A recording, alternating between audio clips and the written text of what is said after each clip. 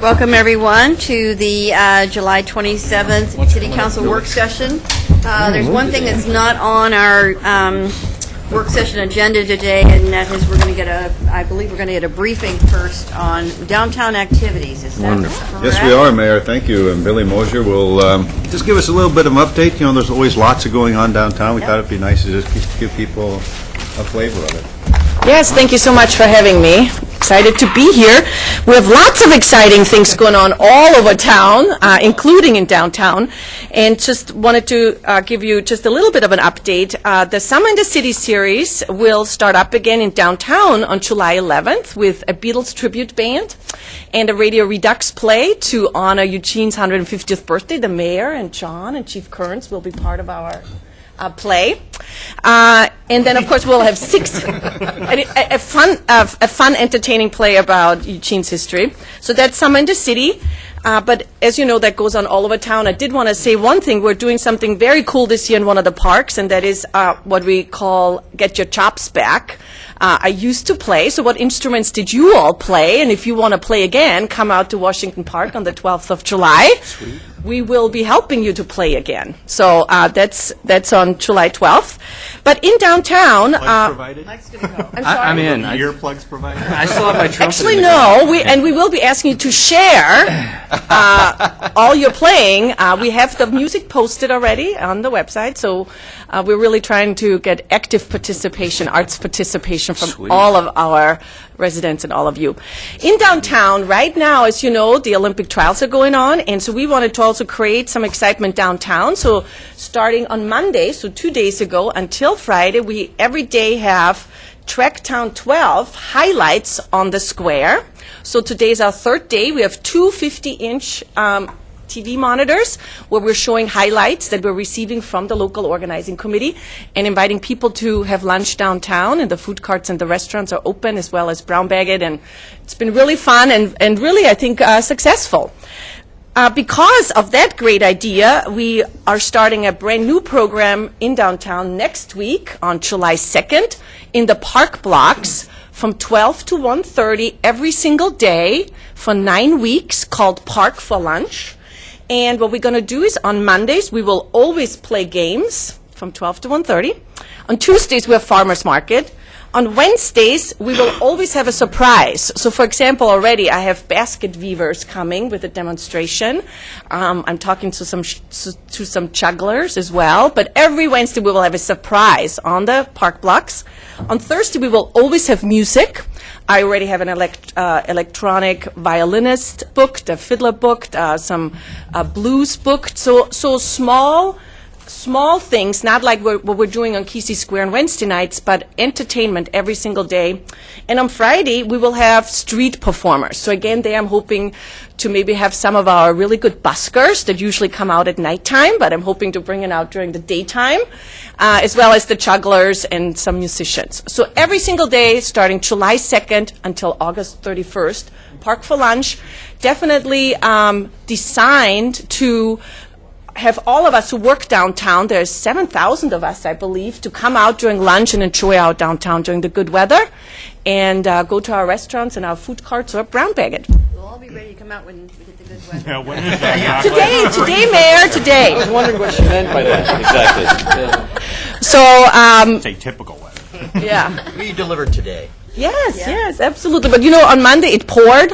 On this, it poured in town, and still we had people come out and look at the highlights from the trials because it is super exciting. So I'd be happy to answer any questions, but I absolutely want to invite you all and come out and at lunchtime and all of our Summer in the City events.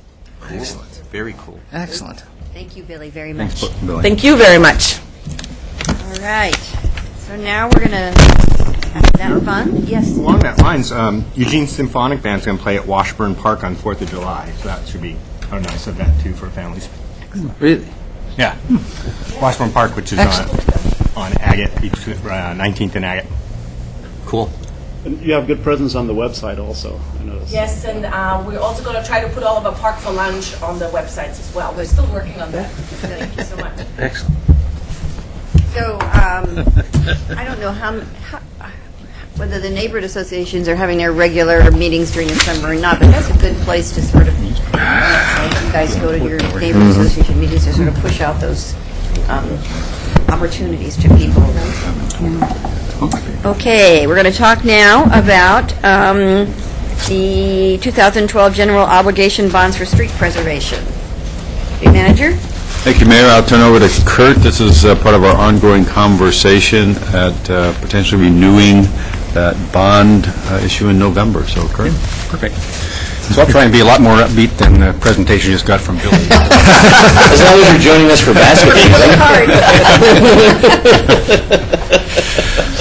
Well, thanks for the opportunity to be here again. A little bit off topic, but Mark Schoening, our city engineer, is here in the audience, who's obviously very much involved with these projects. I just wanted to let you know that I think all of you were aware that Johnny Medlin is retiring as of the end of this week, our Parks and Open Space Division Manager, and Mark has agreed to take on Johnny's role in an interim capacity. So Mark will be overseeing the Parks and Open Space operations for the next 6 to 8 months or so, and Matt Rodriguez, who many of you have crossed paths with before, a very bright and dynamic up-and-coming young engineer, will be overseeing the city engineering office during that period. So just to let you know that going into this. Cool. So the purpose of today's work session is really an update to the discussion we had on the 23rd of May, about a month ago. And specifically, today will be the opportunity for you as a council to give final direction on a resolution placing bond measure on the November ballot for street repairs. On the 23rd of May, just briefly, what we talked about was what had been accomplished under the 2008 measure thus far. We provided you an update of progress, including maps and lists of street repairs that had been accomplished since the 2008 measure was passed. We gave you an update on the backlog of deferred maintenance and reported that now stands at about $118 million.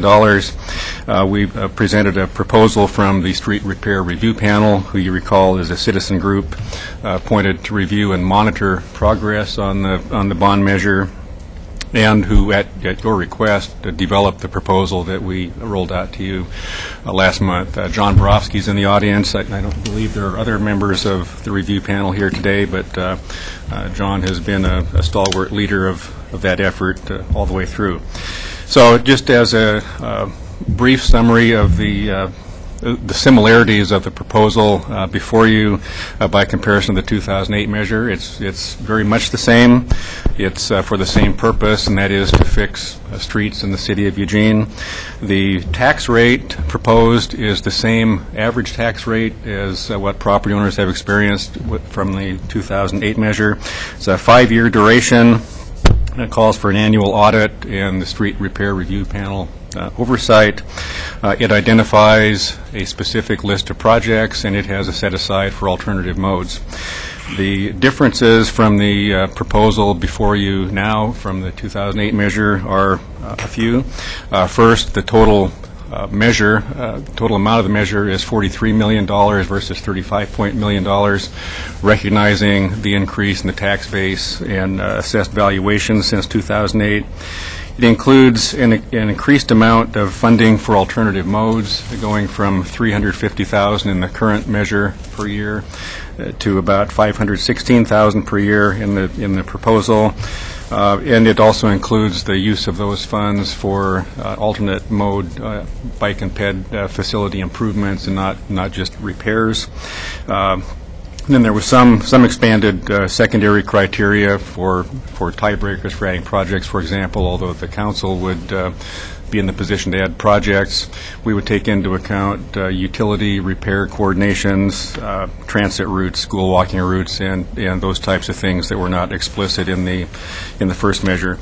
There were a few questions that arose on the 23rd of May, and we'll just give you some brief responses to those. First, what if the measure going forth was set at the same dollar amount as the 2008 measure, that is $35.9 million? In the packet of attachments, you have attachment B, which is a summary of those answers very briefly. At $35.9 million, the tax rate would be 55 cents per thousand instead of 65. The annual assessment on average would be $107 versus $127. There's a list of 11 projects that would need to come off, and those are enumerated on attachment B. Together with that, the alternate modes funding would be reduced from $516,000 to about $431,000. You didn't ask the question, but within the summary of tax rates in attachment B, you can see we've given you a bandwidth from $35.9 million all the way up to an amount that would deal with the entire backlog of $118 million, and you see that in round figures that would be about $350 per year compared to the $127. Not suggesting that you would wish to do that, but just to give you an order of magnitude as to where this proposal fits in terms of the outstanding need that's out there. Secondly, Alan asked a question about other potential funding sources, and in particular the concept of a transportation utility fee. I think the best response for that today is that based upon last week's work session and talking about sustainable budgets, that would be a potential new revenue source that would be considered with all other revenue sources for all other purposes in your upcoming discussion, certainly not excluding the possibility of additional street repair funding. And then I believe a couple of you asked about where do we stand on unimproved streets, and I won't give a long drawn-out answer to that today because the bond measure doesn't deal with unimproved streets, but in a nutshell, the answer is we continue to run what we call the expanded street repair program, or the expanded pothole program as it became known. That's currently funded at $200,000 a year. We apply that funding each year to the remaining 50 centerline miles of unimproved streets based on some criteria that I will get out to you once I finish going through the draft response that I have for you. But in general, it's what's the overall condition? How often do we have to send repair crews out? What's our cost diversion from spending those dollars? What's the this is a main access road. Those are the types of considerations that go into spending a little bit of money on a fairly big problem each year, and long story short, we do the best we can with a limited amount of funding.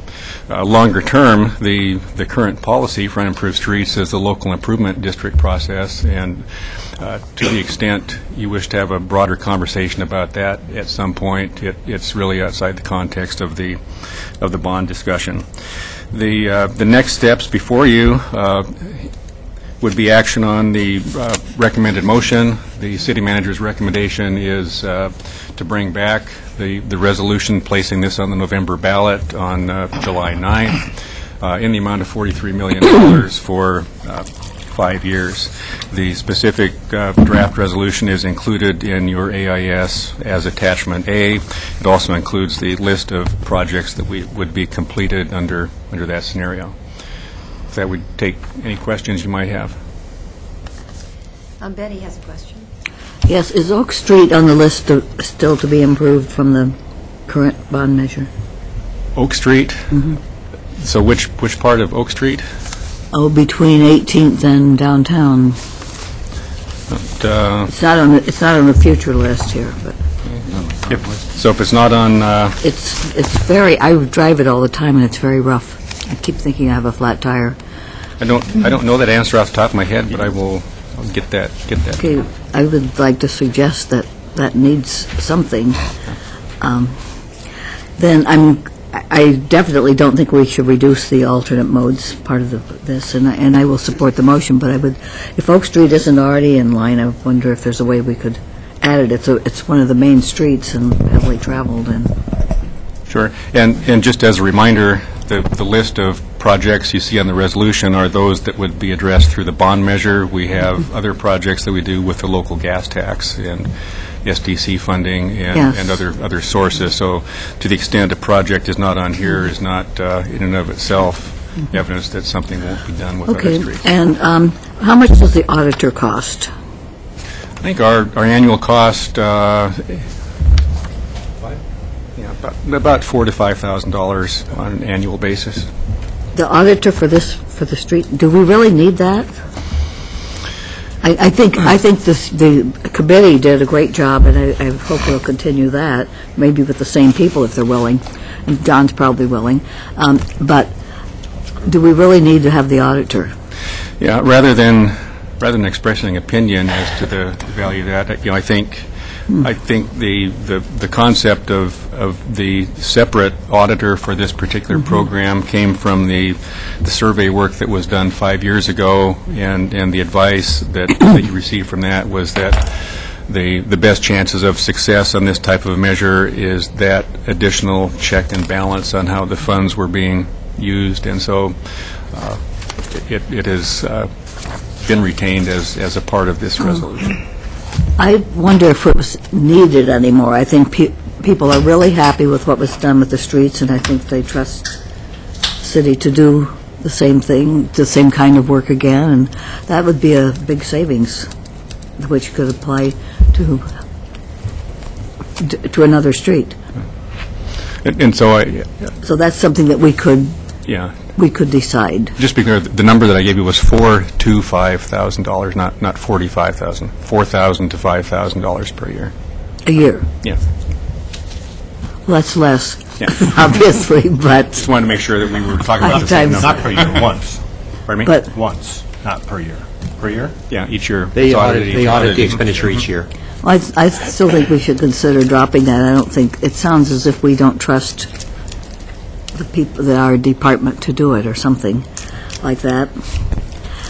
But I really support doing this. There's nothing, I've said this before, but there's nothing that has gotten so, that people have expressed so much satisfaction with in all the years I've been on the council as this street repairs.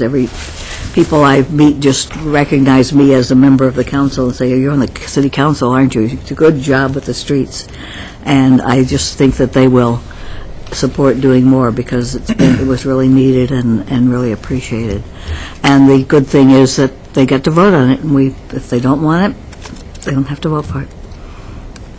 But I think people will want it, and we certainly should give them the chance to vote for it. Thank you.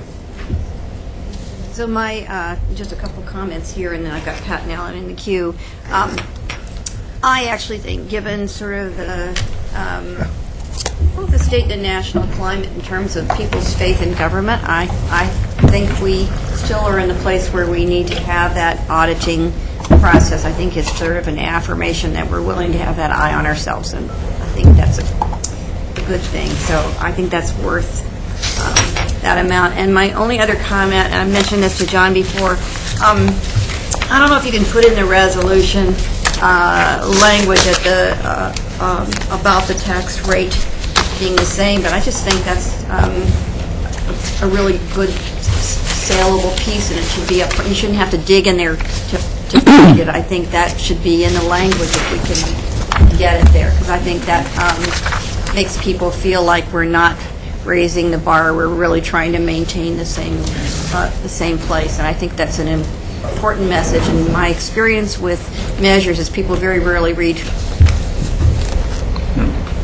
below the surface comments. So whatever you want people to get, I think you have to get it in that language. That's just my suggestion. Pat, and then Thank you, Mayor. I can only speak anecdotally about this because there's not been any real polling done on this particular issue. But when I first joined the council a lot of years ago, there was a lot of concern in the Bethel area, particularly regarding the condition of streets in Bethel. And there's a general belief out there that Bethel lagged behind the rest of the city in street improvements and street maintenance and repair.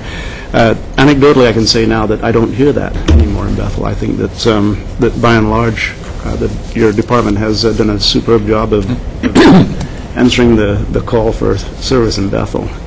Once again, that's anecdotal, but anecdotal goes a long way as far as sitting around the coffee table, or wherever it may be. So I think, in large part, because of the efficiency that you've demonstrated during the execution of this last bond, I think that gives me a great deal of confidence that putting the new bond forward, that we'll have the same level of efficiency, the same level of dramatic results that you produced already. I do have a question regarding unimproved streets, and I think I know the answers to this. We have 57 miles of unimproved streets in Eugene, and years ago, when I was first on the council, we made the decision to not grade the alleys to allow things to progress, deteriorate as they will. And I think the department's done a good job of taking care of the most immediate issues.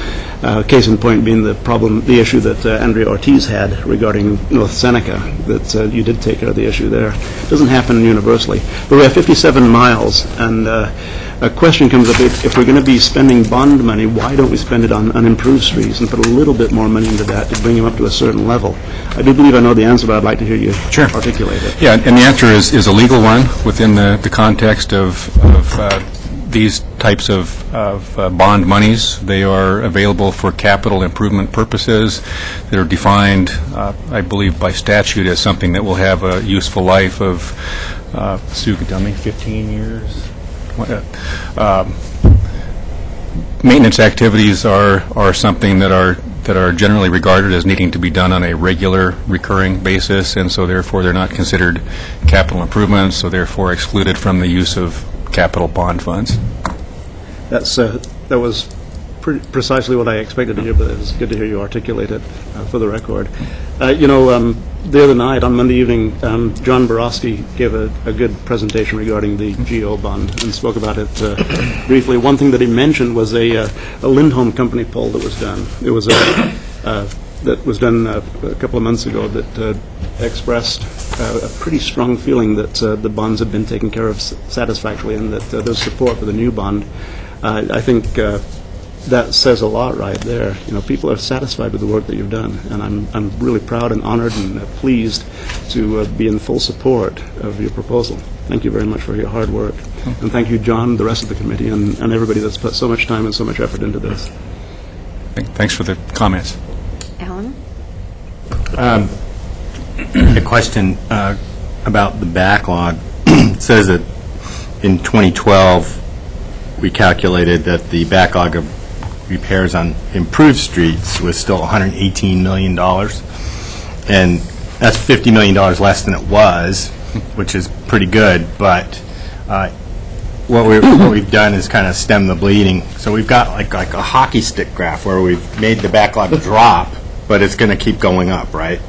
So, and we'll drop it a little bit more with this bond. Hopefully it gets passed, and then, but the hockey stick keeps going up. So we actually never get rid of our backlog. Is that right? Under the current scenario, that's true. To the extent you project a continuation of the bond measure into perpetuity, or absent some additional source of funding to come up closer to the number that the council subcommittee on transportation came up with, then yes, probably the best outcome under the current scenario is keeping the graph flat. That's best scenario, Yeah. but not We may see some very likely. So we still have 1,364 lane miles plus on all the unimproved streets that we have. So so my issue was that we're not solving the problem. We still have this problem sitting out there, and the backlog just keeps growing. Even with a renewal of this, it takes a long time before we get our streets to where they should be.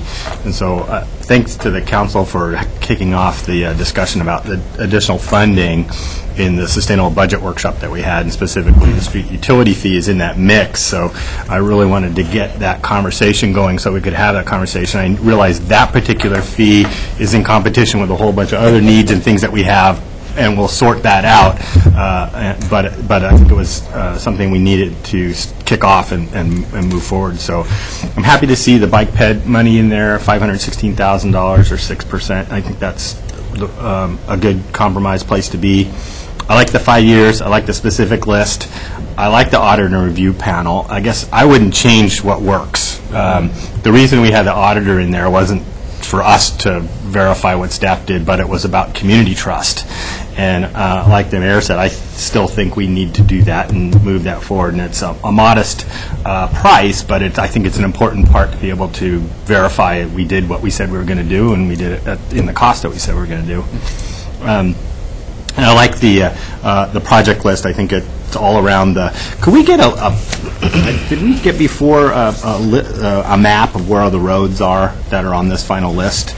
Was that in the last packet? I think I remember seeing that, but it wasn't in this one. So we could, what it showed to me was that they're all over the city, so it's spread out evenly around, so everybody gets some benefit from this bond. One of the streets I was concerned about was Villard in front of the arena on the east side didn't get repaired, but because of the construction of that arena and the dorms, it's just really got trashed to the point where it's almost not drivable, but apparently we're going to try to do that, fix that part of the road with other funds, so that's a good thing. And I like that it's I think it's okay to have a different amount, 43 million versus 36 million, because the rate's the same. So in 2013, you'd be paying $121 on average. 2014 with new bond would be 120. So it's basically the same. So we're keeping things level. Thank you, Mayor. I, too, will be in support of the motion. I am happy to hear so many of my colleagues echoing the wisdom of, if it's not broke, for goodness sakes, don't fix it. This is a solution that worked well to address a severe problem that was felt by many, and we did what we said we would do and delivered more than was promised initially. And I think it's one of the real success stories for the city in the last few years. And so I'm happy to support that. I think it's been managed well. And I think people have real faith that the work will get done as promised, and it's an important thing in these times. So I'm happy to support it.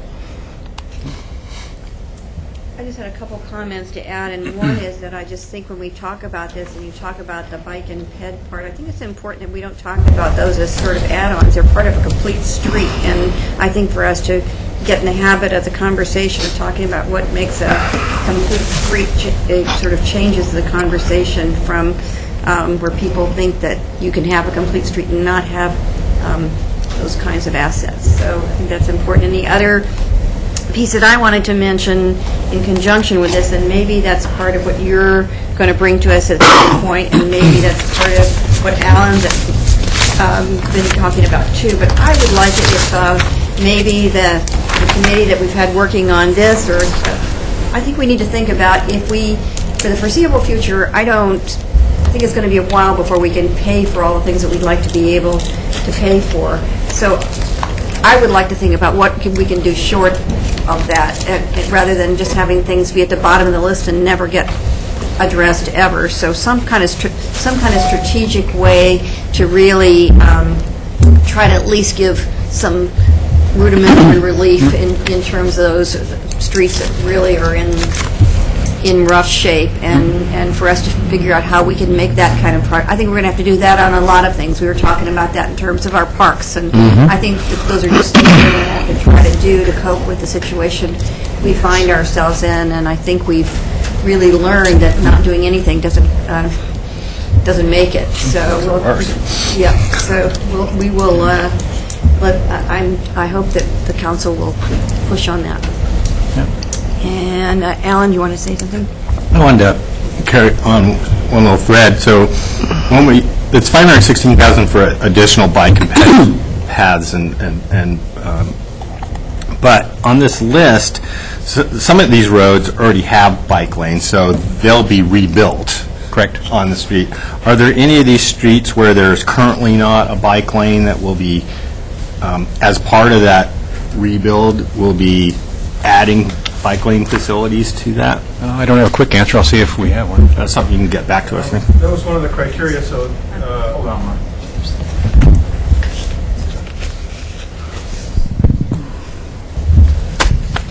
That was one of the criteria. That was one of the criteria we used. So I can't think of a specific street on there, but I'm sure there are streets that were identified in the pedestrian bicycle master plan for bike lanes that don't currently have bike lanes. Oh, okay. So actually, it's more than it doesn't change the nature of the street. It just adds bike lanes to it.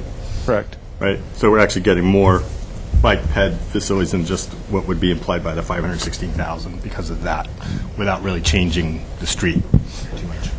Okay. Thanks. And I just wanted to add to that, too, that in terms of state transportation strategic planning right now, that kind of multi-mode development and the complete, all the different modes being taken care of is very much part of the way the state is thinking now, too. They just think that's going to make better use of our dollars. So that's happening at every level now, and I think we have to get good about talking about it, too. Eddie? Okay, this is outside the bond measure, but it's related. Lorraine Highway, it's related to bikes and streets, but Lorraine Highway, has anything been done about that yet? Yeah, we can actually get you more information on that, but we're I heard the bikes were in danger of disappearing in the ruts. in the process of trying to provide some, at least, interim remedy up there. So.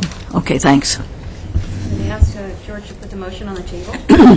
I move to direct the city manager to bring the council a resolution placing a $43 million GO bond measure to fix streets on the November 2012 ballot, consistent with the resolution in Attachment A.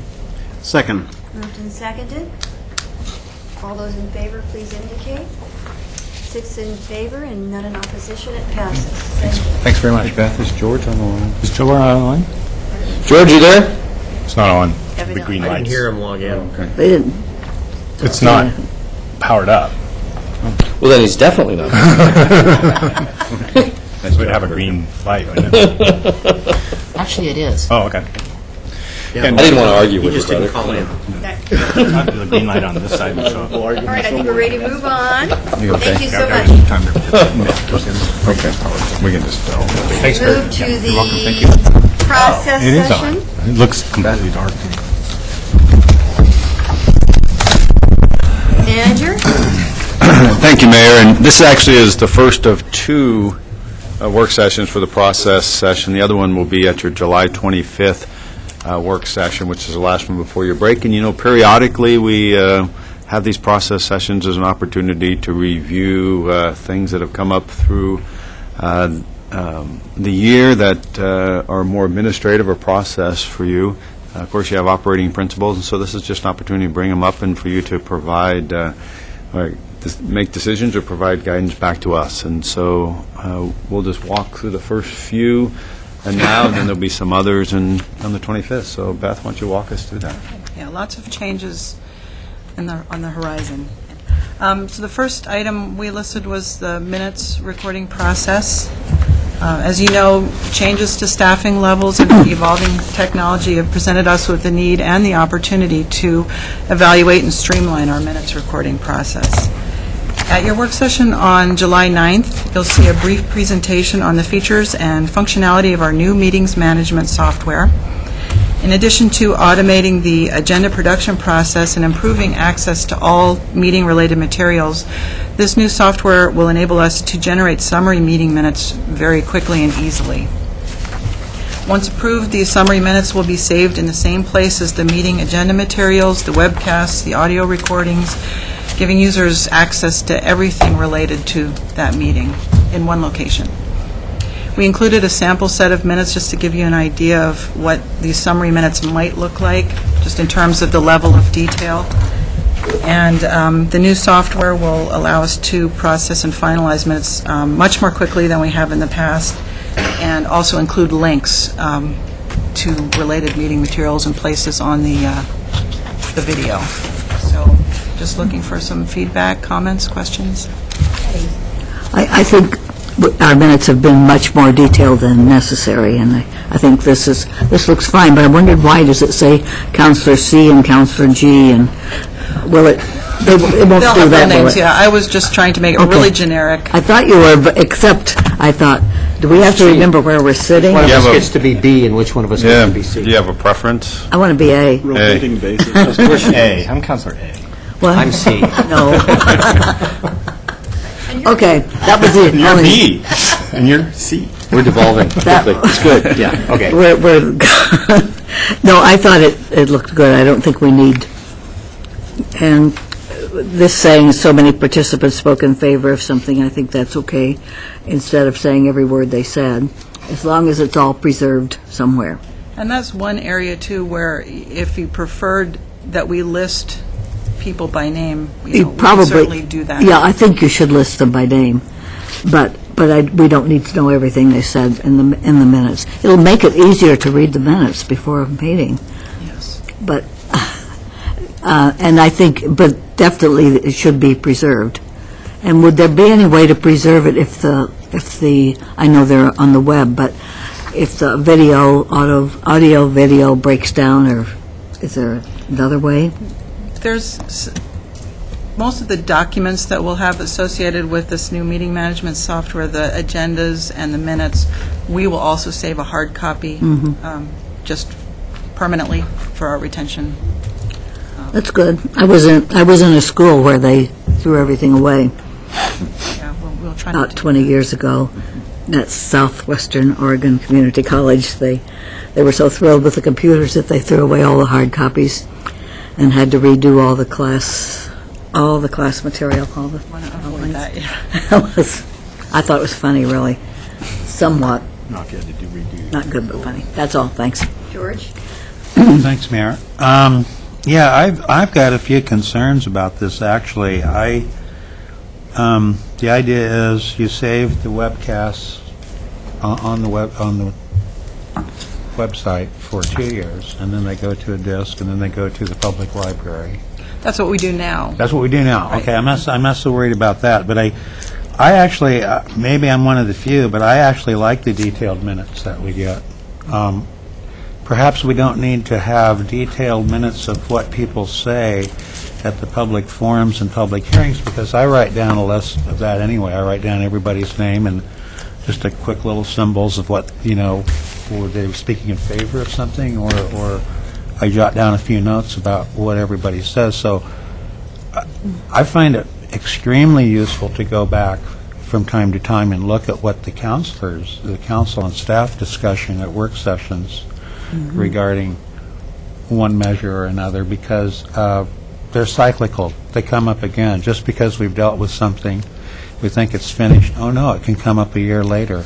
That's very useful to you. I do this frequently. I don't know about the other counselors, but I like it, and that's why a hard copy is good, because let's say it's 2 years and 2 weeks. Well, it's not on the. I can't go back and refer to the webcast anymore, and so then I'd have to go down to the library and dig it out. It's really easy to walk over to my file and pull out the minutes, because I kind of keep them roughly organized.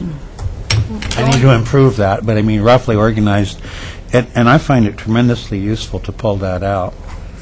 And Beth has something to say to that. Well, Sure. just to clarify, going forward, all the webcasts will be saved within the system. So, and we are actually going to go back and try to move what we have now into it. It probably won't be exactly the same searching capability on the older things. But included with the video will be an MP3, I think, transcript that's going to be completely searchable also for a person looking for a particular subject. Very cool. by word printed, you mean like a hard I think you copy can of print the- it, a transcript, if you wanted to. Searchable. Don't get me wrong, I'm all for electronic, storage of information and everything. There's just some times when it's much easier to flip through the page of the minutes, because I know, I'll write it here, large letters, well, we talked about, the road thing or whatever, or, the capstone project, or it could be anything, and I can pull that out, and it's a lot faster, actually. There are times when it's much faster to use a hard copy than it is to access, via the computer. So that's my concern. It's just, I don't know if the residents feel the same way, but I just think it's, for transparency, it's nice to have hard copies. It's easier to access. It is certainly for me, sometimes, not in every case. But you see what I'm saying? It's like because things come up after 2 years, so it's not on the webcast anymore. And then you have to run down to the library, so I do have a concern about that. And I guess it depends on the detail that the transcripts are. I'm a little concerned about that, because reading the sample here, I wasn't impressed with You want to get in the queue again? Yes, please. Just briefly. Thank you. Just, Mayor, real quick, just to clarify, what I heard Beth say is that they will actually be there indefinitely, the webcast. It won't be a 2-year window, right? So they'll be there indefinitely. So the webcast actually will be there for indefinitely. And also the amount of detail in the minutes will be more than what you're actually getting now, because you'll have access to the actual transcripts of the minutes and searchable. So actually there'll be more information for people to access than less. So just to try to clarify that a little bit. And I think what this points out, and I'm thinking this way for the public, we're in, as a public and as a public body, we're in various states of skill around using the web. And so I think it's going to be really important to be very explicit for the public about how they can retrieve the things that they want. We have to make it really easy for them to find what they need to find, and they don't have to fish in order to do it, and they don't have to, some way it's got to be easy enough that you don't have to exactly know your question. I mean, right. Which is the advantage of sort of the searchable piece, I think, too. So I agree with you. So trying to be, from the get-go, trying to make that really accessible to the public in a really understandable way could prevent us having a lot of difficulty as we evolve into this. I've got Chris and then Alan and then Mike and then Pat. Thank you. This is a very, to me, important discussion, because I think about what do you use minutes for? What is the purpose of minutes? And I think it's kind of on two levels. The first one is what happened, and that you can do very quickly. You just need a quick summary to say what happened. But I think equally important, if not sometimes more important, is why did it happen? And in some cases, when you write detailed minutes, that still is not sufficient to give me the sense of why this happened. What I want to know, to really know why this happened, was to look at something even more verbatim. What you're proposing to do is to go from the summary, which tells me what, to a literal verbatim record of what happened, and that is very much the why of what happened. And so the issue is not that I won't be able to have access to that very, very complete why, it's the way in which I access that why. Because I would be very nervous if the why level was going away. And what you're saying is, it's not going away. In fact, we're going to make it even more detailed and more accessible, with the expectation that it will be more available, more accessible, and more complete, utilizing a different technology. Because for many, many years, if you wanted the why information, you had to go to microfiche, or you had to go to a paper record in a cardboard box in a musty room. This allows you to actually go to a website or to a location electronically, and have, to your heart's content, 50 years from now, I'll be able to go back and look at this meeting recorded verbatim. I won't be reading a transcript of what happened or even detailed minutes of what happened. I'll be able to actually watch the recording of what happened 50 years from now. And I think, to me, that's a level of detail that far surpasses what we could do now. But what we have to wrap our heads around is we'll have to adopt a little different technology in order to do that. And I think that's a move that's not going to be that hard. I think it will require us to embrace a little bit of new technology, but the payoff, I think, is enormous for what you get for that. The next piece, which hasn't been mentioned yet, but I think it's one that's probably very much in your thinking, is the cost to produce the current system is significant compared to the cost to go to this new system. And when you consider the balance of cost versus benefit, to be able to have a good summary and a good level of detail for a cost that's significantly less than the system we have now has got to be something that we consider. And so, to me, I'm willing to embrace what we're doing, because what I think we're trying to do is going to satisfy both ends of that spectrum very well. Alan. Yeah, I was going to say something similar to what Chris said. The purpose of these minutes is the record, to find out what happened and with the detail of what happened. And up until technology has caught up to us, we had to do that by writing it down, but we don't really need to do that anymore. We still need the hard copies and for this foreseeable future, but I think the cost savings with this and the enhancements that we get, and actually we get more detail, both written and visual and auditory, is pretty significant upgrade for our system. The searchable MP3 file you were talking about, is that automatically generated by the software? I So it has believe so. voice recognition and it creates transcript? Like a dragon?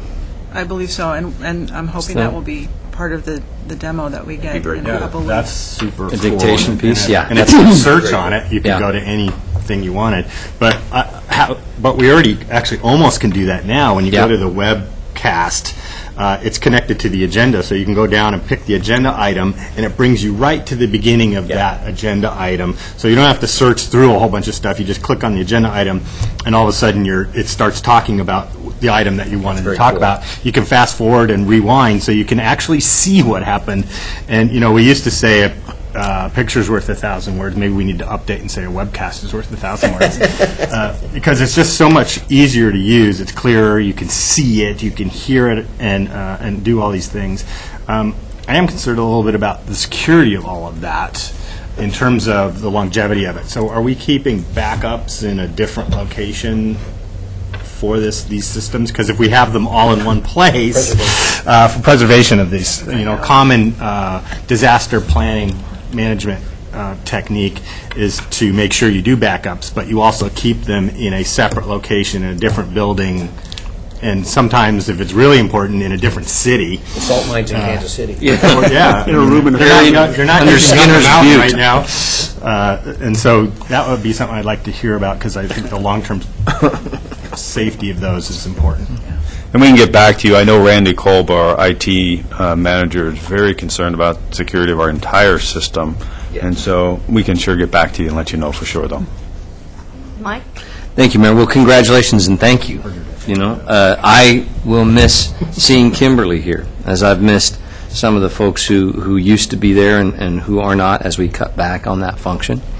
But I think the congratulations are due because it's always good when we can tell the story that we're taking a quantum leap in efficiency with the way we do the city's business. And I think that's what's happening here. We're going to spend a lot less money. We're going to get something that, for both our regular use and for the general public's use, is much more efficient, and we'll get them to the answers they need faster. We'll get them the information they need faster. We'll get them the capacity to interact with what work we've done more efficiently and more quickly. I think those are all wonderful things. It adds to transparency. And so congratulations. That's good work. My questions are around, I love the searchability issue. One of the things that Alan and I asked about when we both first started on council a few years ago, we were both the first guys to bring computers to the table and try to start interacting electronically with this work. And we both kind of experimented with how we can index electronically some of the topics and subject matters that we deal with over time, so that you have a broader range of information to look back on in an easy way before a topic comes up. So my question is, does this index agenda items and agenda item summaries so that if we're moving forward to work on, public safety, we can bring up a place where all of the meetings where we've talked about public safety before and look at the previous conversations? I believe so, but that would be a good question to Okay.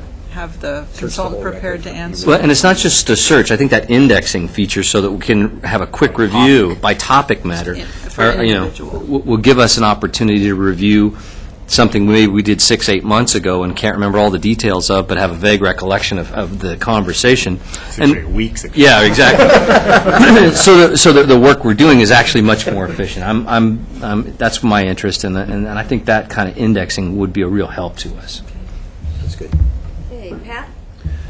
Thanks. It's great to see the evolution of minutes taking, but like Mike, I miss Kimberly and her predecessors. Could we maybe have a cardboard cutout just for old time's sake? I want to see Ruth over there once in a while, too.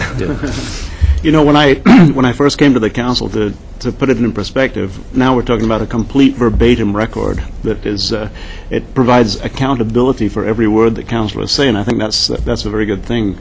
A councilor can't go back and say, "Oh, I didn't say that," so re-record the minutes the way I think I said it. I think I said it that way. It becomes very accountable, and I like that. We all should.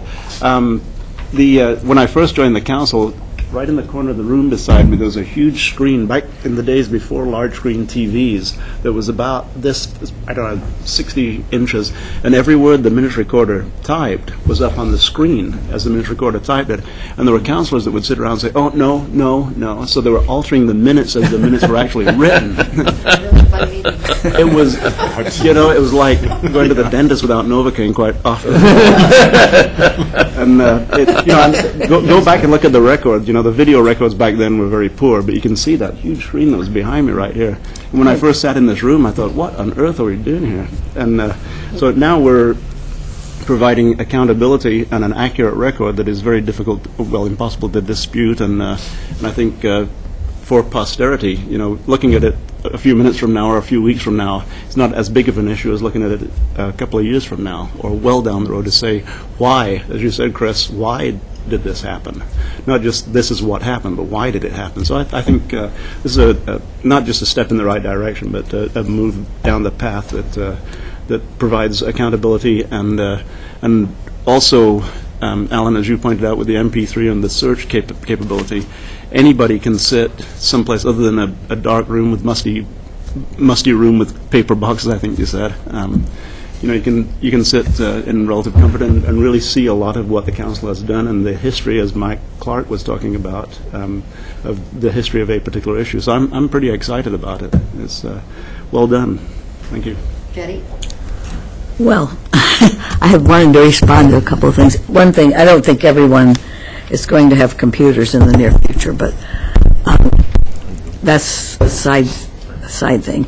I do think that having these meetings on the web is very helpful. I used to, sometimes it's not only that I want to know what someone else said, but I want to be sure of what I said. So I look it up and did I really say that, or did I say what someone said I said? And I think not only the why, I think the how we got to the point is good. There is something, will we not be able to correct the minutes anymore then? Oh, no, there would be an approval process. Yeah. And sometimes someone says,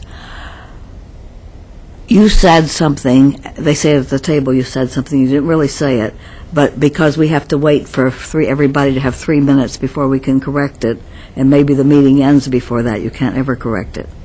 So I see a little, you can't make it perfect anyway. But I think saving them forever is a good idea. I do wish there was someone we could call and ask, when did we last discuss this? And I know there was a motion made and passed a few years ago, before John's time, I think, that council would have secretarial help. I mean, someone that's just does for us what Margaret does for the mayor. And so that you could call up and say, could you tell me when we did this and this, and without looking through all the things. And I don't think that's going to happen anytime soon, but. Probably not the individual assistant won't happen anytime soon. Well, it was going to be one for the 8 of us for a while. But a lot of cities, though, our size, do have individual staff. People are always asking me about my staff person. I say, who? Where? Here. They tried that at the county there.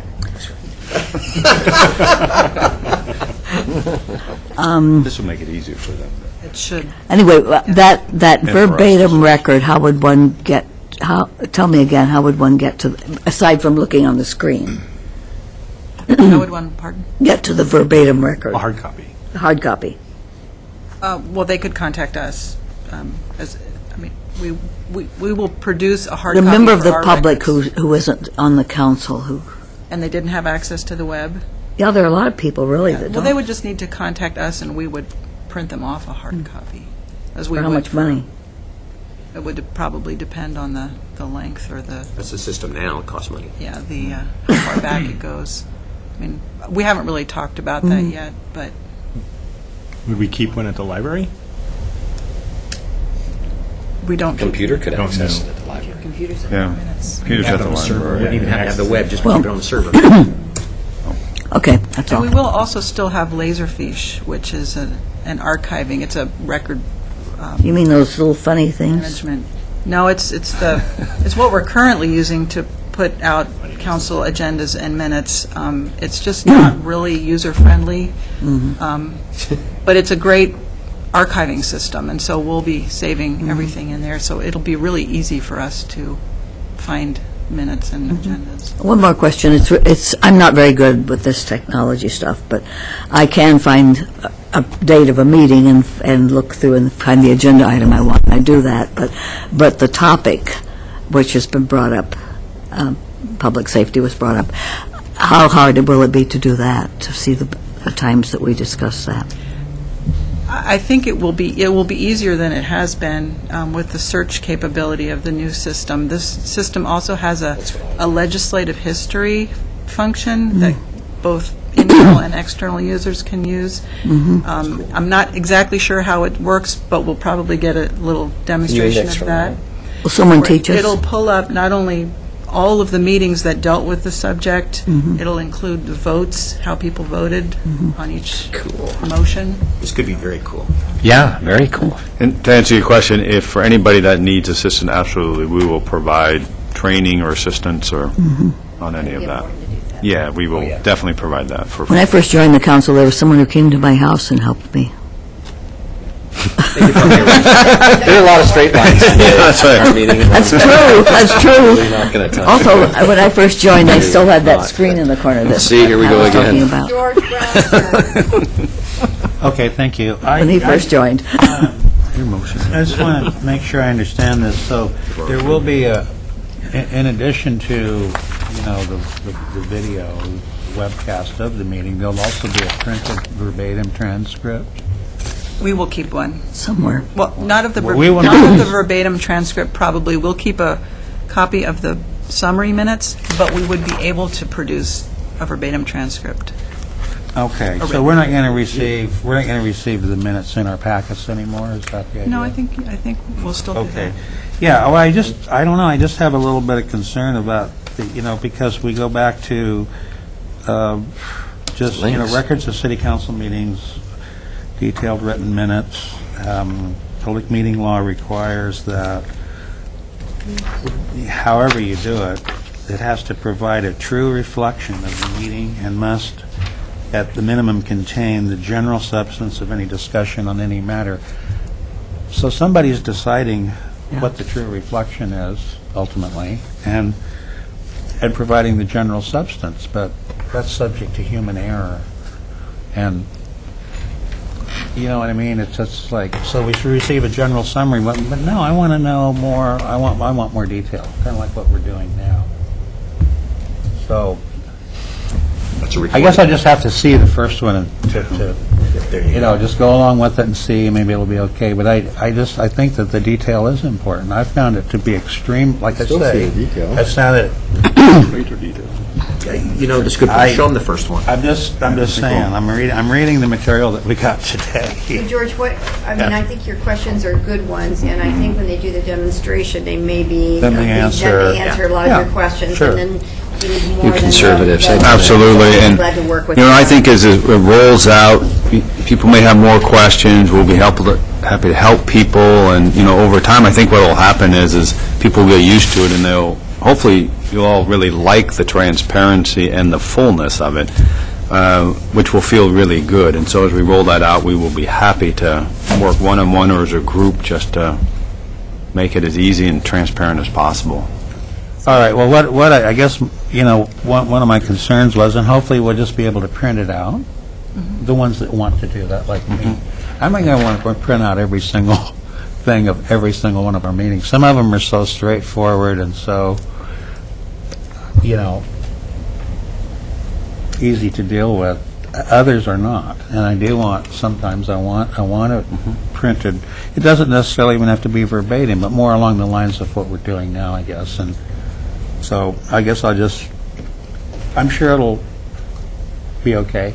But I have You said with great confidence. but I just have, I'm a kind of a, there's times when I'm telling you, it's faster to thumb through. And we all have Paper. different ways of thinking. And So- Take a look at what they That's offer and see what it looks like. Sure, yeah, I'm willing to do that. I'm happy to do that. I only just have one other question.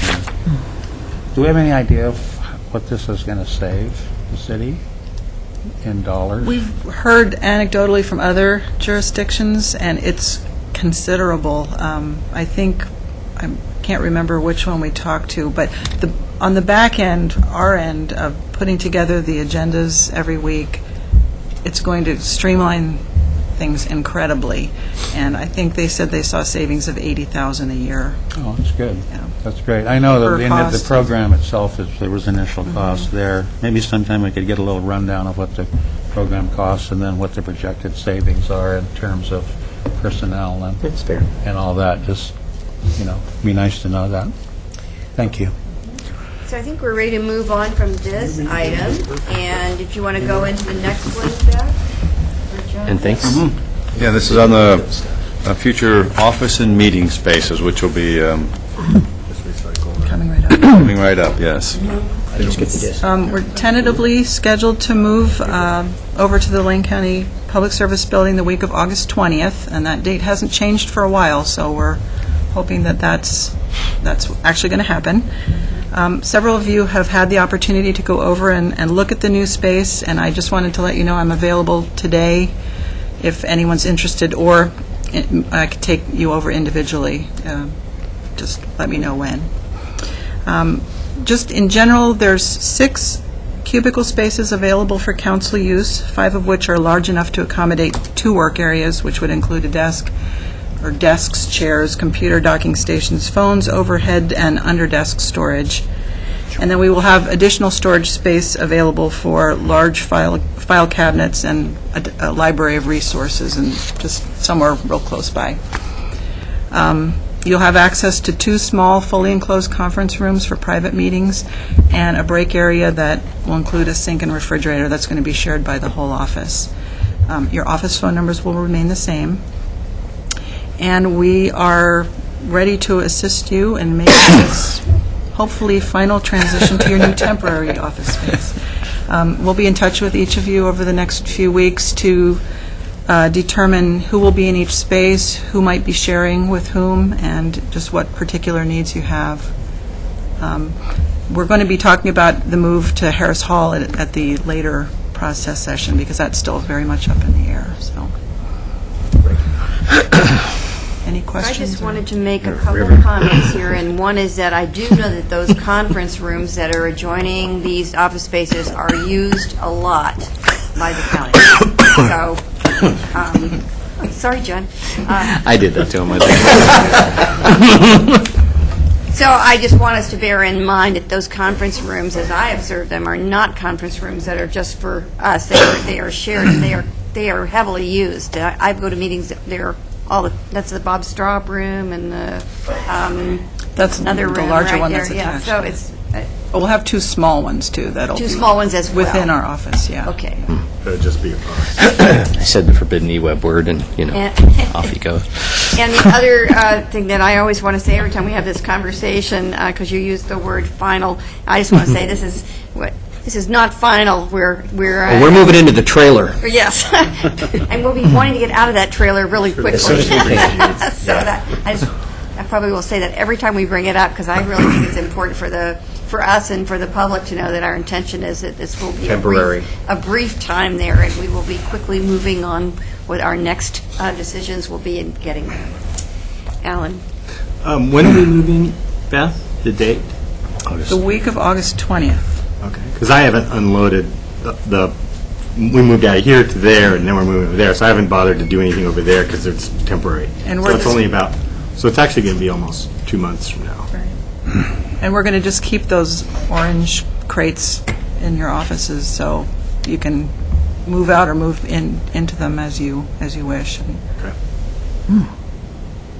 August 20th. If I may, just regarding parking, I saw someplace that the parking below is going to remain intact as it currently is for for a parking, for instance. I've heard that too, but I Okay, don't. so that's remains to be Yeah, seen then. we'll verify that with you, though. Okay. Thanks.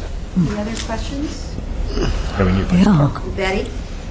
Yeah, can you, once we decide what we're doing about this building, how fast can it happen? Can we do it as fast as Bennett did his building?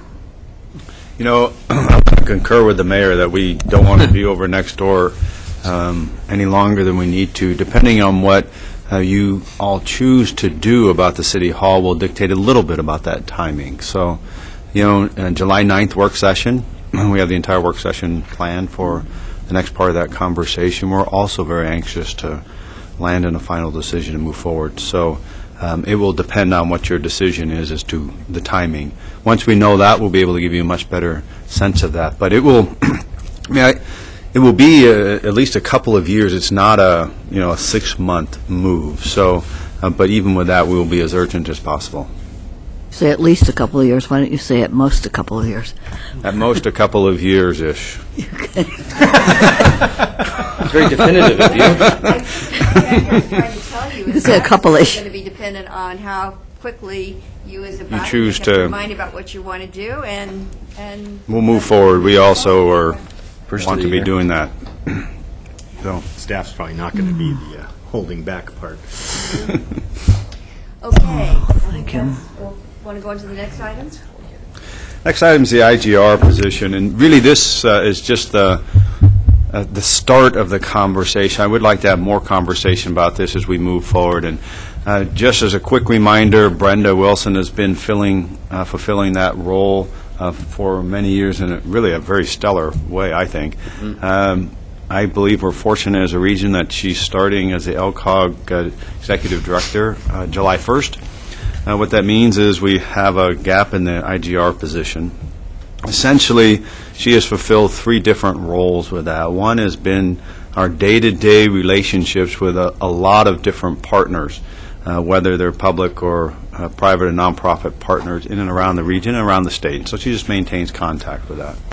Another important role has been in project management, either a portion of a particular project or the entire project. The example of that, she's been assisting on the rail throughout the state as the mayor takes on leadership in that role.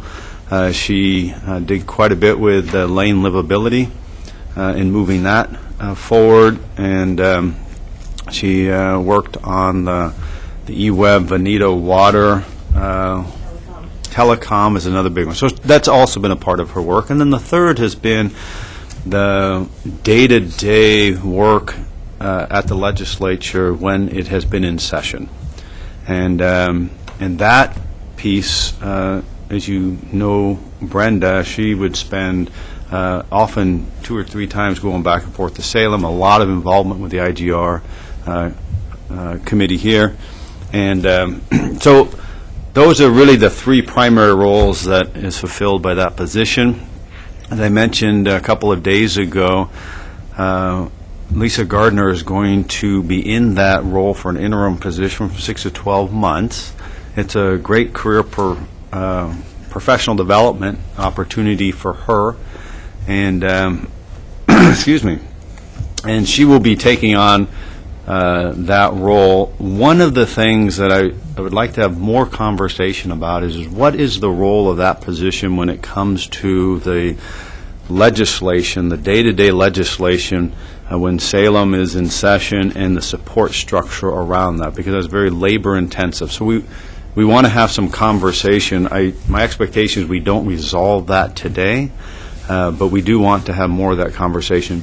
But we can, if you want to, if you have input around that position today, just to start giving some thoughts and conversation to that, that will also be helpful for us as we move forward that position. So that's the intent today, is just to start getting some input on that whole service area for us. I've got Mike and Ellen in the queue. I just want to say that I'm really pleased with your choice of interim person, Lisa, and I also think it's really important we have someone in place who can hit the ground running, because I've been, when I was first mayor, we didn't really have anybody for a while doing that work, and things can happen that affect us greatly as a city without us having our eyes on things all the all the time. So it's as labor intensive as it is. I just want the public to really recognize that people are up there making all kinds of proposals and decisions that affect us as a city, and if we don't have our eyeballs on it, mischief can happen, and things that we don't want to have happen, or we don't get the things done that we need to get done that would make life better for our city. So it's a very important role, and not paying attention you do at your own risk, I guess is what I would say. There's no mischief in the legislature. There's no mischief in the legislature. Yeah, right. It's mischief may be nice. It's a game board. Okay, Mike and then... No person's what? Life, property is safe while the how's that phrase go again? Yeah. Certainly the mayor and Pat, having served at the legislature, can speak more intelligently to this than I can. But having spent some time on IGR, that third model of what do we do about that, I think it's going to be really important. And the reason I say that is because, again, perhaps I'm wrong, but I think participating halfway may actually be worse than not participating at all. Because I think if we have somebody who's only partly there, part of the time, partly paying attention, that won't reflect on their capacity. But it will, as mischief can sometimes take place, I think those that may, there are those that may take advantage of our less than full participation there in order to put us in a disadvantageous situation. I'd hate to see that. I think we would actually probably get more understanding of not being there at all just for a very brief or short time in an interim time. But I certainly would rather have us represented daily during that process, as we have before, and somebody who, it will be very difficult to match Brenda's skill at keeping abreast of everything that's going on, and I know, as, again, serving on IGR, that we were exceptionally well informed of all bills that were coming through that may have any effect on us, and that takes a lot of work. So that would be my preference, certainly, with that third model, is that we maintain that high level of both awareness of what's moving through and its effect on the city, as well as the day-to-day participation in the process. But short of that, I think it would be maybe wiser to explore a one-time non-participation rather than just partly doing it. Alan? Yeah, I think that's a great choice. Lisa Gardner will fill those roles really well. Happy to hear that. Eager to work with her. I think it was interesting when you mentioned the word mischief. The two people that smiled most were the two people that spent a lot of time that were legislators. They were knowing smiles. Yeah, right. I'm kind of wondering what's behind that. But it is true that it moves fast, and I definitely think we need to have that lobbying function. We need the eyes and ears, and we need it 24/7. Doing it part way doesn't work. I think I agree with Mike. It'd actually be worse, because then people can say, well, you were there, and we actually might not have been there if we do it on a part-time basis. Whether that be a staff person or a hired lobbyist, I don't know. That's a conversation I think we should have, whatever, and what we want out of that person.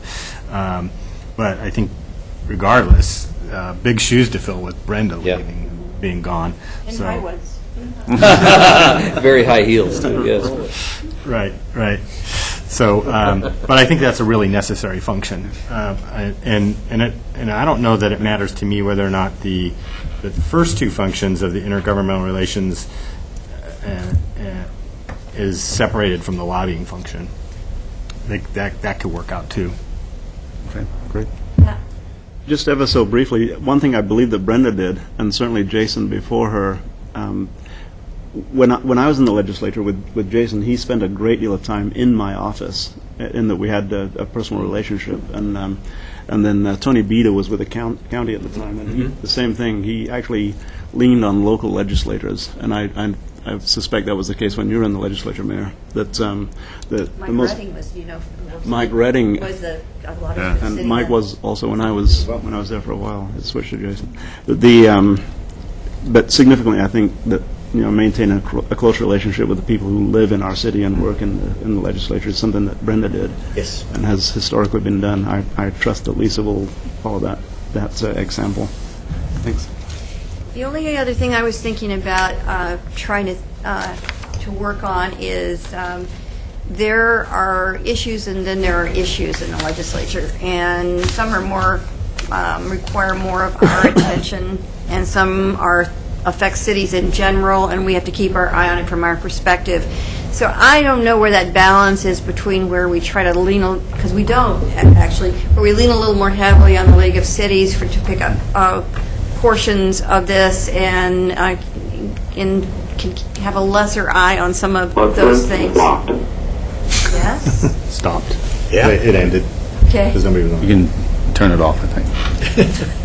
Easy for you to say. So anyway, I'm just thinking of trying to use what we have available to us in League of Cities as one of those things. Anybody else? Yes, Betty? Also, is Jason doing that same work for eWeb now?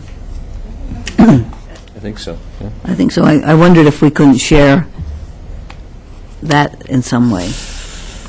I don't know. You know, he lives in Salem, doesn't live here. Oh, I don't know. Well, I'm not familiar with him, so. He was a lobbyist a few years back. Okay. he was here before Brenda. He was very good. He went to work for eWeb. They must pay better. But anyway, I wondered if we have some of the same issues, I think, if there could be some sharing, perhaps. That's all. Thanks. Okay, so we'll be back to that one again with some more. Yeah, we'll have more, at least one more conversation right. about that. Do you want to, we probably have time to talk about the council vacancies issue for a minute. Yep. Just wanted to briefly go over the responsibilities of the council, although you have the authority to, when a vacancy on the council occurs, you have the authority to appoint a replacement outright without soliciting applications or conducting interviews. But the precedent has been to develop and follow a procedure similar to what you use for boards and commissions, where you would help develop a list of questions, accept applications for a period of time, choose candidates to interview, and then ballot for nomination and appointment. So we were just looking for some direction on, should a vacancy occur, what's your preference about making that appointment? Okay. So, Mike, you wanted to say something? Yes, Mayor, thank you. I've actually seen this. I know that there are legal questions about what the council has the authority to do and what the person who holds the office has the authority to do vested in them by the voters until such a time as they put that forward, that they're definitely, done on this day and they resign on that day. That authority is held by them from the voters rather than the rest of the council. But I've seen a couple of different ways with both boards and commission positions and this done at this table. For example, when I was on the Budget Committee, I wrote a letter of resignation after having been elected to council. And while I was still on the Budget Committee, before I had a chance to be seated and start the new year, the previous council filled that position. And so I wonder if we might not look at a similar opportunity to at least have a discussion about some of those potential folks who might fill that position while we still have the benefit of Pat at the table who currently fills it. So that's I think that would be advantageous. Yeah. And I would just say to that I think you have the ability to do all of the preparation work.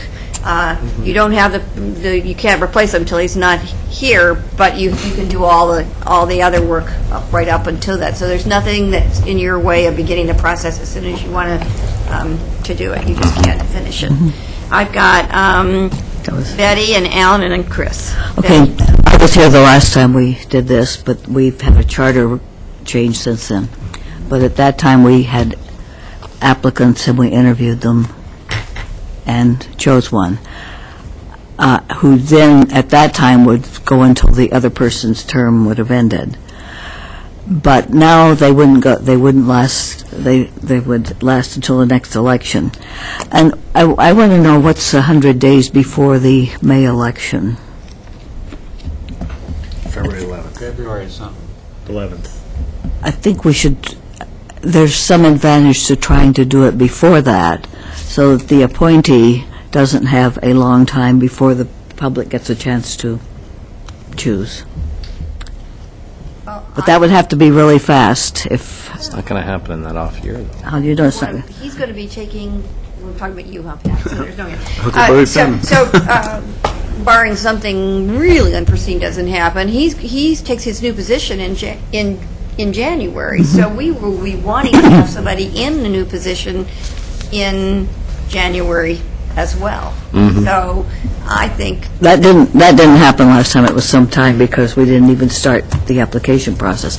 But could we then start the application process now?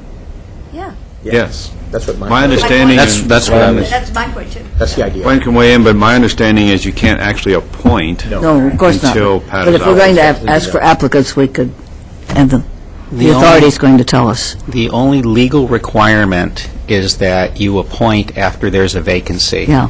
Anything else you want to do, you're doing as a matter of policy. You can start that today. Just recognize that when the council takes office in January, you could have decided right up till that point, you've interviewed everybody and you've decided who the one person is. Can't appoint the person until Pat actually has resigned. And then you come to January, and a majority of you can say, yeah, we went through that 6-month process, we're changing our minds. So whatever you do until Pat actually resigns is a matter of policy, but you can certainly start the process, you can take applications, you can do interviews, you can decide this is the person we'd really like. Once Pat resigns, you can then actually appoint somebody and you can rely on the process that you went through, or you can be convinced that it was the wrong process and you want to do something different. Well, I think we should wait to appoint until he has resigned, but You have to do that. I mean, I don't think we should even do what you're talking about would be a tentative appointment. No. Well, Gather he said, information. wait a minute, he said we could choose the person we thought we You wanted. could reduce, right, you could narrow down the list I don't if you think- wanted to. Yeah, I don't think we should do that much, but I think we should take applications as soon as possible. And then we'd be ready to make the appointment after Pat resigns, if he resigns. And I think something that Pat can consider, because I know he feels very strongly about doing his job right up until the end, and that's great. He may, though, get, and that's something for him to consider, he may want to give us a little leeway right at the very end so we could move somebody in quickly. That's something for us to, for you to decide what you want to do, and I'm not asking for that now. I'm just saying that could happen, too, because that's something to think about. Alan? Last meeting, we were talking about euthanasia. This meeting, we're talking about right up until the end. We need to more personal. So, do you know when the date is that you would take office in January? I don't know the exact date. But It's Or two six. asterisks on the It's First usually page. the week after us. week State after of the State Union. of the City. Yeah. State of the The State of the State of the county. City this year for us probably be January 3rd, so probably around the 10th or something like that. It's still a couple of asterisks on So, that, too. so 100 days before the May election would be February 11th. Oh, I did my quick calculation. So, and it says that if the vacancy occurs prior to the May election, 100 days prior to the election, which it will because he's Yep. going to do, then the election to fill the vacancy shall be conducted in the same year. That's all it says. So does that mean November? Or does it? May. There is an election in March. This election would be in May. There's It's a May. It'll be in May. Okay, so it'll be In part, May. it's 100 days before the May election would give people an opportunity to actually submit their candidacy, because you still have to go through that process, and to get them on the ballot. There Right. wouldn't be time before the March election Right. to get somebody on a ballot. So if we did delay the appointment until after February 11th, that would be less than 100 days, then that person wouldn't go on the ballot until 2014. It's not when the person's appointed, It's When the vacancy occurs. when the vacancy occurs. Oh, So okay. as long as So- Pat resigns before, if that's... But he 100 can't hold two offices at the same time. Correct. So he has to resign That's before right. some for 11, so that doesn't make any difference. So it's There's a gonna certainty be that a it's happen in May. May election It's gonna happen. regardless. Okay, so that makes, so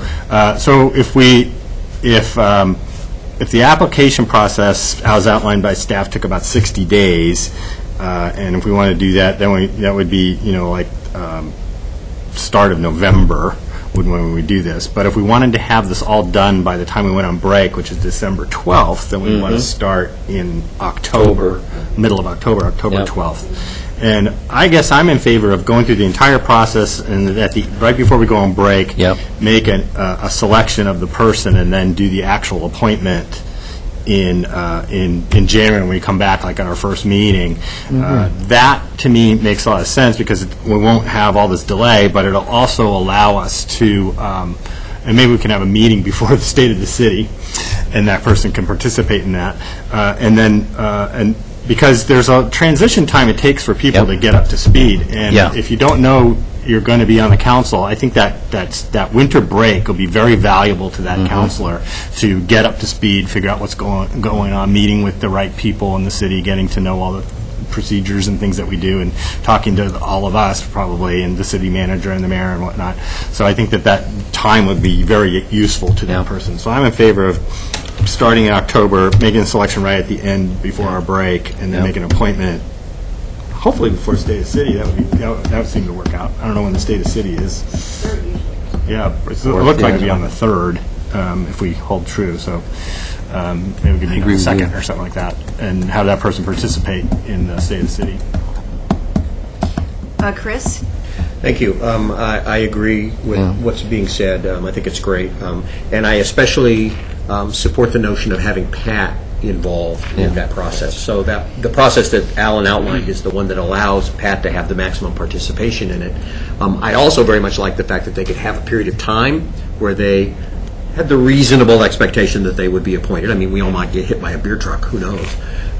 But that they would have the reasonable expectation that they would be the appointed person and could therefore use that time to get up to speed.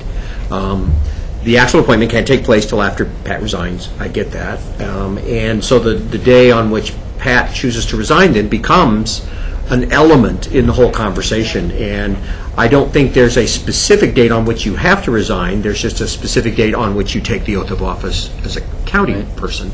And so knowing with certainty who's probably going to be the replacement provides you with a lot of leeway in terms of when you make that choice. Because if you know who that replacement's going to be, you may choose to do it just ahead of the State of the City so that the person could be a participant, or you may, or whatever. You've got maximum flexibility there. But I think the key element is that you participate fully because you are the representative for that ward. And the replacement will also be the representative for that ward. And I think that continuity is a real critical element in what we do. So I like the way the conversation's going. I like the kind of thinking that's going on. So I would fully support that process. George? My questions are answered in the conversation. Well, just very briefly, I think, I was initially appointed to the City Council back in '95 when Bobby Green was appointed to the County Commission. There's very little lead time on that. A very short discussion period. I am pleased that the electorate gave you a long time to think about this.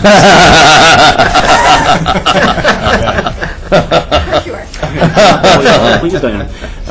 That being said, I'll be as cooperative or as possible to make it as seamless a transition as possible.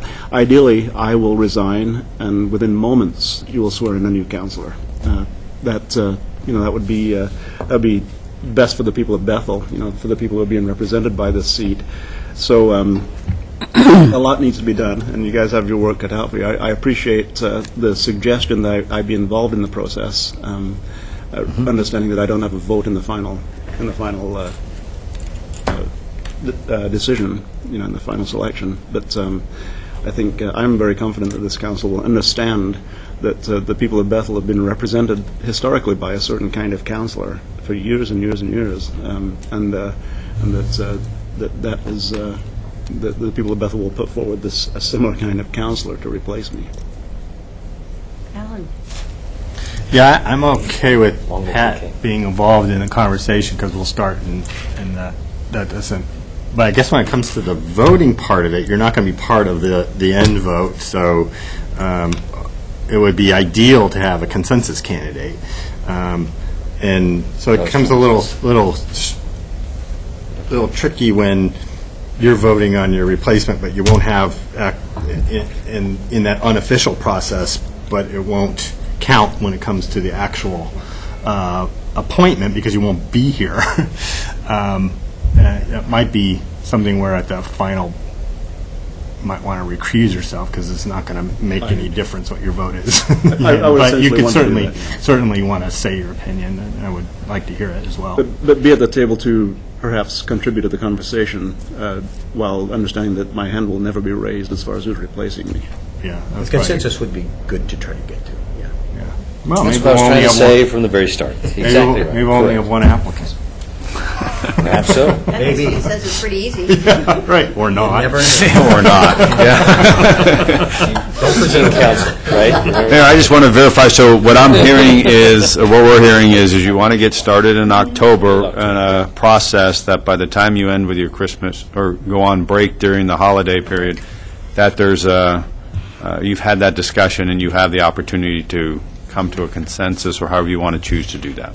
Okay. And then I think as we narrow down on that, Pat will have a sense of Right. the timing, and we'll figure that one out, Yeah. right? That's, Yeah. well, I was just going to say, that's only 2 months, and I don't know how long an application period would be open for, but we'll also want to factor that into the timing, too, because you have to collect them in the process. Yeah, so we'll kind of work through all of that, and we'll come back with you with more detail on that, but I just wanted to make sure that's the direction you're headed. Ed will let people know. So it kind of is important to let people know if they want to start thinking about that now, because in October is when you're going to have Yeah. to start putting your application Yeah. together and Yeah. your resume and stuff like that. So it takes a lot of, having done this, it takes a lot of